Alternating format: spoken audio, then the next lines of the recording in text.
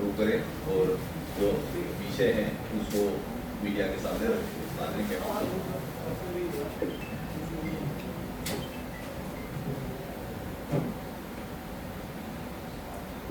धन्यवाद शमशेर जी। आज की इस पत्रकार वार्ता में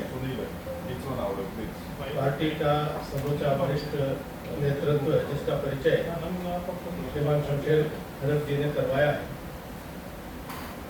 और उपस्थित सभी मेरा अपना परिवार, ये पत्रकार और छायाकार मित्र, आप सभी का इस पत्रकार वार्ता में स्वागत है और अभिनंदन है। आप की पत्रकारिता के माध्यम से आपके जो पाठक और दर्शक और श्रोता हैं उन तक अपनी बात पहुंचाने का प्रयास हम करते हैं और आप एक सेतु का काम करते हैं। आपका आभार व्यक्त करते हुए अपने पत्रकार वार्ता के जो निरंतर प्रतिदिन नियमित पार्टी की तरफ से हो रही है, उसी कड़ी में कुछ बातें मैं जोड़ने के लिए आपके बीच में उपस्थित हुआ। जैसा कि आप जानते हैं कि आगामी 17 जुलाई को भारत के यशस्वी प्रधानमंत्री, दुनिया के सर्वाधिक लोकप्रिय जननेता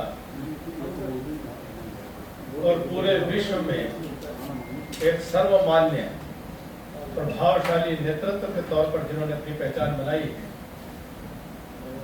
श्रद्धेय श्रीमान नरेंद्र मोदी जी, वह हमारे जींद शहर में, हमारे जींद जिले में पधार करके बहुत बड़ी सौगात देने वाले हैं। जींद का अपना एक महत्व है, केवल राजनीति के अंदर ही महत्व नहीं है, जींद का अपना एक ऐतिहासिक महत्व है और 17 जुलाई के बाद जींद दुनिया के इतिहास में एक नया अपना मील का पत्थर एक बनाने का काम करेगा कि हिंदुस्तान के किसी भी कोने में बच्चों की परीक्षा में जब सवाल पूछा जाएगा कि भारत में पहली हाइड्रोजन ट्रेन कहां से कहां और कब चली थी, तो प्रधानमंत्री श्रीमान नरेंद्र मोदी जी के कर कमलों से 17 जुलाई 2026 को दिल्ली से चल करके और जींद जाने वाली भारतवर्ष की सबसे पहली हाइड्रोजन ट्रेन का उत्तर तमिलनाडु से लेकर के और कश्मीर तक के छात्र छात्राएं भविष्य के अंदर आने वाली सदियों तक ये उत्तर दिया करेंगे, क्योंकि हाइड्रोजन ट्रेन की जो प्रणाली है यह अपने आप में एक वैज्ञानिक चमत्कार भी है, जिसकी पूरी दुनिया अपने पर्यावरण को ध्यान में रखते हुए और साथ साथ ईंधन की कीमतों को ध्यान में रखते हुए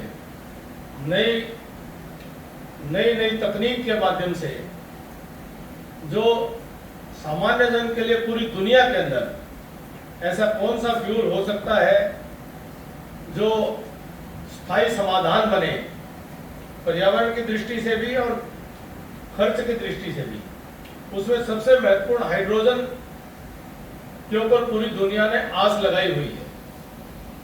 और भारतीय रेल ने यह चमत्कार करके दिखाया और प्रधानमंत्री जी ने इसका फैसला कि पहली ट्रेन दिल्ली से लेकर के जींद तक जाए, ये हम सब के लिए बहुत बड़े सौभाग्य की बात है। और माफी चाहूंगा जींद से सोनीपत के बीच की, क्षमा मेरी, आप थोड़ा दुरुस्त कर लेंगे, जींद से सोनीपत के बीच की। और ये जींद विशेष रूप से, जींद का महत्व जो कहने का तात्पर्य ये है कि जींद अब हरियाणा प्रदेश का पिछड़ा इलाका नहीं रहा है, हिंदुस्तान के पिछड़े इलाकों में जींद नहीं रहा है। 2014 से पहले जब जींद की चर्चा आती थी तो हरियाणा के सबसे पिछड़े जिले के तौर पर जींद को सामान्य तौर पर लोग बात करते थे। अधिक से अधिक इसका राजनीतिक महत्व, रैलियों में संख्या भरने को, उससे ज्यादा इसका राजनीतिक महत्व नहीं माना जाता। संघर्षी इलाका था, मेहनतकश किसान मजदूर का इलाका, लेकिन कहीं न कहीं विकास की दौड़ में एक पिछड़ा हुआ इलाका। 2014 से लेकर आज जींद एक बहुत बड़ी छलांग लगा चुका है। आज मेरे ख्याल से 9 नेशनल हाईवे जींद से गुजर रहे हैं। मेडिकल कॉलेज हमारा शुरू हो रहा है। जींद के नगर के अंदर के विकास की एक नई कहानी लिखी जा चुकी है और जींद के लोगों में एक नया आत्मविश्वास दिखाई दे रहा है। और जींद की आर्थिक उन्नति की रेल जो है वो भी चल पड़ी है और हाइड्रोजन ट्रेन का आना वो जींद की आर्थिक उन्नति को और ज्यादा तेज करने का काम करेगा कि जींद रेल के माध्यम से सीधा बड़े औद्योगिक नगरी के साथ में जुड़ने का काम करेगा। और मोदी जी का जींद के प्रति और हरियाणा के प्रति अपने आप में एक लगाव हम सब से छुपा नहीं है। जब वो हरियाणा प्रदेश में और एक क्षेत्र में संगठन मंत्री के नाते और प्रभारी के नाते भी रहे तो पूरे इलाके का उन्होंने प्रवास किया हुआ है और उनको इस पूरी धरती से ही कहीं ना कहीं प्यार है। मुझे स्मरण होता है कि जब 2013 में उन्होंने लोकसभा चुनाव से पूर्व अपने प्रधानमंत्री के तौर पर चुनाव अभियान का श्री गणेश करने की जब विचार किया तो उसका पहला कार्यक्रम उन्होंने हरियाणा प्रदेश को और पूर्व सैनिक और अर्धसैनिक बल उनके एक बड़ी विशाल रैली रेवाड़ी के अंदर उन्होंने आयोजित करने का काम किया और हम सब कार्यकर्ताओं को सौभाग्य मिला। संयोजक के नाते मुझे भी वो अवसर मिला कि 15 सितंबर 2013 को एक ऐतिहासिक रैली रेवाड़ी में हुई और चूंकि पूर्व सैनिक हूं तो उस रैली के अंदर जो संकल्प मोदी जी ने देश के सामने रखे थे वो आज 13 साल उस संकल्पों को किए हुए पूरे होने वाले हैं और 12 साल से देश के प्रधानमंत्री के तौर पर मोदी जी ने जो देश की सुरक्षा की दृष्टि से जो सामरिक जो हमारा जो स्ट्रेटेजिक जो पोजीशन की दृष्टि से जो पूरा आमूलचूल परिवर्तन जिसको कहते हैं दृष्टिकोण में लाने का काम किया, उसकी भूमिका भी हरियाणा के अंदर रेवाड़ी के अंदर मोदी जी ने संकेत कर दिया था। तब मोदी जी ने कुछ विषय रखे थे। उन्होंने कहा था कि 1971 के युद्ध के बाद 1973 से लगातार कांग्रेस पार्टी ने सरकारों में रहते हुए जो पूर्व सैनिकों का 1 रैंक 1 पेंशन का अधिकार था 1973 में समाप्त किया था। उन्होंने कहा था हम 1 रैंक 1 पेंशन को फिर से लागू करेंगे। उन्होंने कहा था कि देश की आजादी के बाद देश के अनेकों युद्धों में हुए शहीदों को उनकी स्मृति में कोई राष्ट्रीय युद्ध स्मारक नहीं बना था। इंडिया गेट प्रथम विश्व युद्ध और द्वितीय विश्व युद्ध के योद्धाओं और शहीदों की स्मृति में तो बना, लेकिन आजादी के बाद के देश के लिए काम आने वाले शहीदों की स्मृति में कोई राष्ट्रीय युद्ध स्मारक नहीं बना था और उसको बनाने की घोषणा की और जैसे 1 रैंक 1 पेंशन लागू किया वो हमारा राष्ट्रीय युद्ध स्मारक भी बनाने का काम किया। उन्होंने घोषणा की थी कि अब उनके नेतृत्व में सरकार बनने के बाद भारत की सीमाओं पर बैठे हुए अधिकारियों को देश की सुरक्षा की दृष्टि से कोई खतरा महसूस होता है सीमा पार से, तो उनको दिल्ली से निर्देश लेने की जरूरत नहीं पड़ेगी। और इसका परिणाम ये हुआ है कि अब भारत के सीमाओं पर तैनात अधिकारी उनको देश की सीमा के अंदर का आने वाला खतरे की वो इंतजार नहीं करते। देश की सीमा के पार भी उनको किसी खतरे का अंदेशा होता है तो वह सीमा पार करने में भी संकोच नहीं करते हैं। और एक नया भारत, यह सुरक्षा की दृष्टि से वह मोदी जी के नेतृत्व में आज पूरे विश्व ने देखा है। मोदी जी 3 राष्ट्रों के अभी दौरे पर हैं और कल ऑस्ट्रेलिया मेलबर्न में थे और वहां पर उन्होंने बड़े खचाखच बड़े स्टेडियम में ऑपरेशन सिंदूर का जिक्र करके कहा कि धमाका पाकिस्तान के अंदर, गहरे अंदर आतंकी ठिकानों पर, वह एक वानगी, केवल उन आतंकी ठिकानों ने उसका कहर नहीं देखा, केवल पाकिस्तान ने उसका कहर नहीं देखा, उसका पूरी दुनिया ने महसूस किया कि ये भारत अब अपने ऊपर आने वाले खतरों को भाग करके कार्रवाई करेगा, ये नहीं कि कोई अंदर आकर के और हमले कर जाए। तो ये परिवर्तन भी हरियाणा की धरती से, मोदी जी ने कहा था कि मुझे हरियाणा के रणबांकुरे, हरियाणा के जवान और किसान, उनसे प्रेरणा मिलती है। तो इसलिए हरियाणा की भूमि को हमेशा उन्होंने प्राथमिकता दी है। जब देश में बेटी बचाओ अभियान की शुरुआत करनी थी, जो विषय उनको अत्यंत प्रिय था, लेकिन उनको साथ साथ ये भी आता है कि बेटी बचाओ बेटी पढ़ाओ का अभियान जब करना है तो इसकी सर्वाधिक आवश्यकता हरियाणा में उनके जहन में शुरू से थी।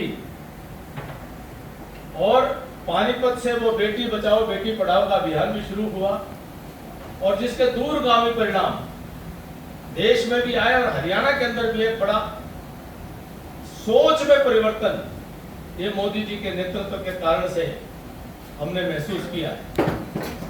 हम सबका सौभाग्य है कि ऐसे महान महापुरुष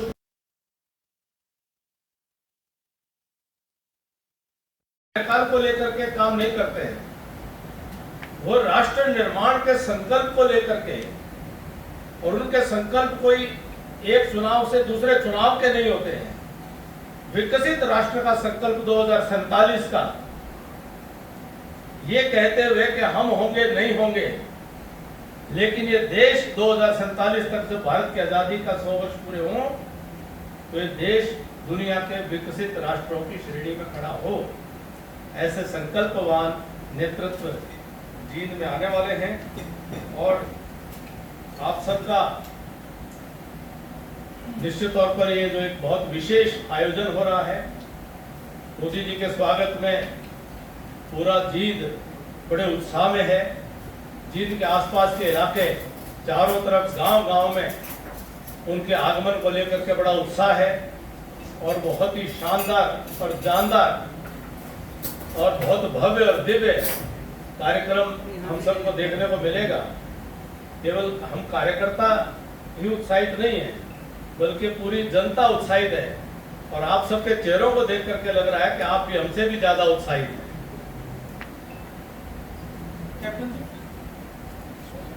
इस रैली की विशेषता आपके ध्यान में लाई गई है। मैं दोहराने वाला विषय मैं अवॉइड करना चाह रहा था, लेकिन फिर भी इस रैली की एक विशेषता ये है कि चूंकि ये हाइड्रोजन ट्रेन का मामला है, तो इसकी विशेषता ये है कि रैली भी पर्यावरण को ध्यान में रखते हुए इको फ्रेंडली रैली जो है वो शायद विश्व में एक नया प्रयोग है। मोदी जी की पहचान नवाचार से है, इनोवेशन से है, जिसको इंडोनेशिया के राष्ट्र प्रमुख प्रबोवो साहब ने भी कहा कि मैं मोदी जी के कार्यक्रमों को देख करके उनको कॉपी करता हूँ।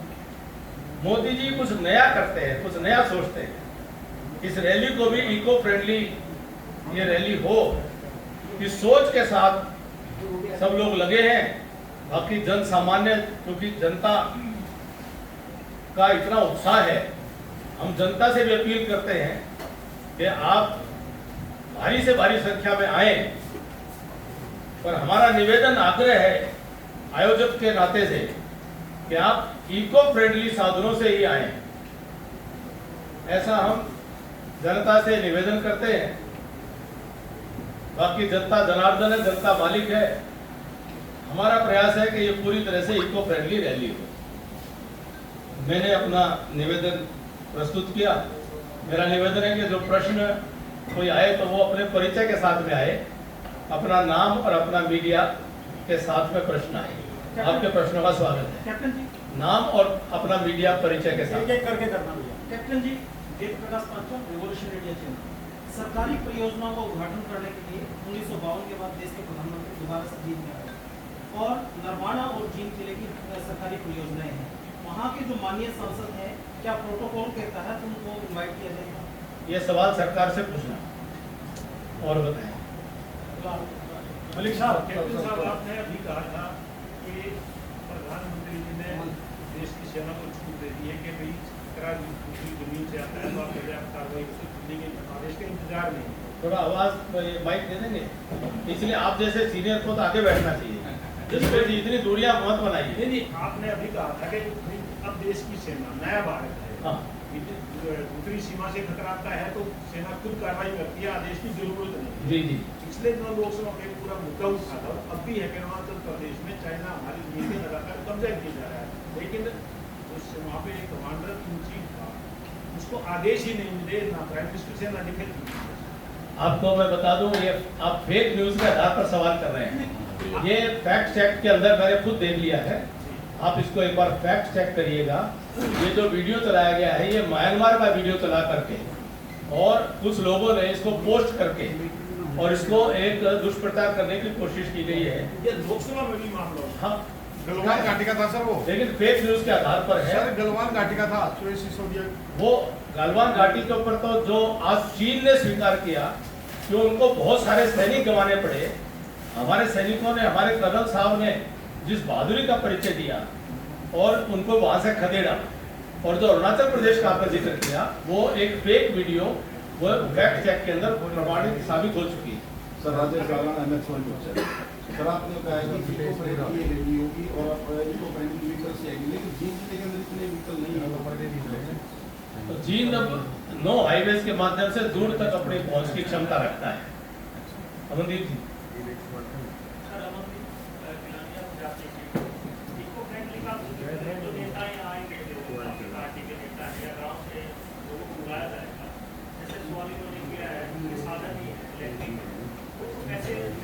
देखो, जहाँ तक हमारी कोशिश है आयोजकों के नाते से कि ज़्यादा से ज़्यादा इको फ्रेंडली साधन जो हैं उनके माध्यम से लोग आए, CNG व्हीकल से आए, इलेक्ट्रिक व्हीकल से आए, इधर उधर से अपना प्रयास करके लाएं।